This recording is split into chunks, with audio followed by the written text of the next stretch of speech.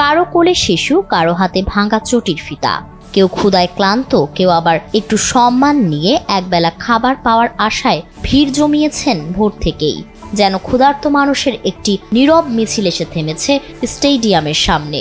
খুলনা জেলা স্টেডিয়ামের প্রবেশদ্বারে দুপুরের রোদ স্নান হয়ে যাচ্ছিল এই ছিন্নমূল মানুষের পদচারণায়। আপনারা দাঁত দেশের নামটা খুশি হয়েছি, আপনাকে অনেক অনেক ধন্যবাদ। এই মানুষগুলোর কারো জীবনে লেগেই থাকে অনিশ্চয়তা, কারো কপালে দিনের পর দিন ভালো খাবারের দেখা মেলে না। তাই ফ্রি খাবার শব্দটি যেন উৎসবের মতো ছড়িয়ে পড়ে তাদের মুখে। আনন্দ ভেজা চোখে অনেকে বলেন, জীবনে এমন খাবার হয়তো মাসে একবারও জুটে না। ওই বেচা কিনে হইলে খাওয়া হয় না, তো আমরা চাই চিন্তা খাই। মাঠের সবুজ ঘাসের উপর ত্রিপল, পাশের টেবিলে সারিবদ্ধভাবে রাখা খাবারের পাত্রে ভাত, ডাল, ডিম আর মুরগির রোস্ট। একবেলা খাবারের সেই আয়োজন ঘিরে স্টেডিয়াম জুড়ে জমে ওঠে এক মানবিক মিলন মেলা। অস্ট্রেলিয়া ভিত্তিক চ্যারিটি সংগঠন ট্রু ইউ ক্লাব এবং স্থানীয় মানবিক প্ল্যাটফর্ম খুলনা ফুড ব্যাংকিং এর আয়োজনটি পরিণত হয় অসহায় মানুষের একদিনের আশ্রয়স্থলে। আয়োজকরা জানান, 1500 থেকে 2000 মানুষ খাবার গ্রহণ করেন এদিন। সেই ফলশ্রুতিতে আমরা এইটা আর কি করতে চেষ্টা করছি এবং আলহামদুলিল্লাহ আমরা সফল হয়েছি।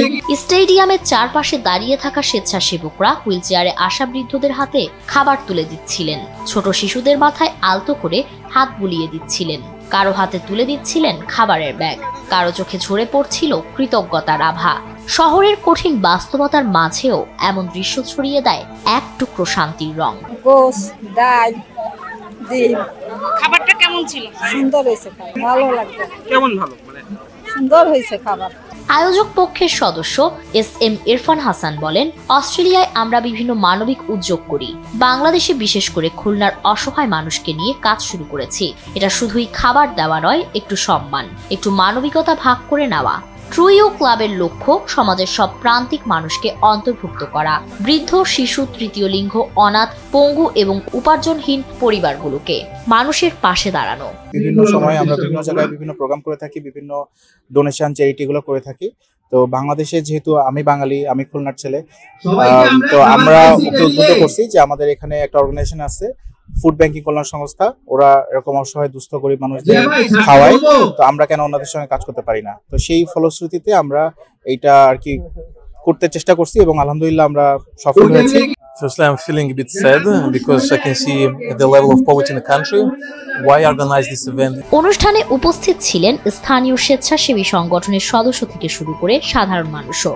সবার মুখে একটাই দাবি, এ উদ্যোগ যদি নিয়মিত করা যায়, শহরের হাজারো ক্ষুধার্ত মানুষের অন্তত একটি সময় বাঁচবে। শেষ বিকেলের আলোয় যখন স্টেডিয়ামের খাবার বিতরণ শেষ হয়, তখনও মানুষের মুখে লেগে থাকা হাসি যেন বলছে, মানবিকতা এখনো হারায়নি, এখনো কেউ কারো পাশে দাঁড়ায়। ফারিন রহমান প্রীতি, NPB।